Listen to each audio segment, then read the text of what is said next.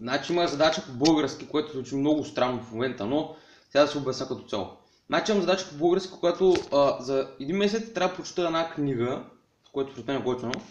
И тази книга, като прочета, последните часове преди Коледа, демек си един месец, трябва да обясня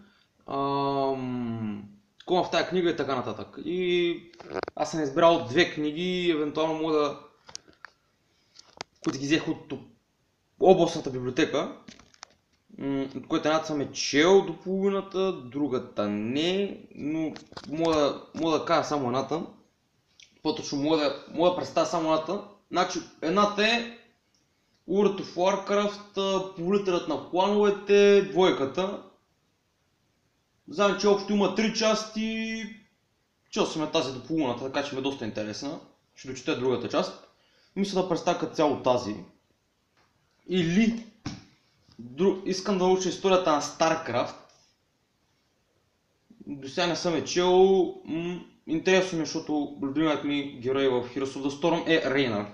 Така че след един месец ще направя един влог за моите впечатления в тези книги, какво представляват и като цяло това.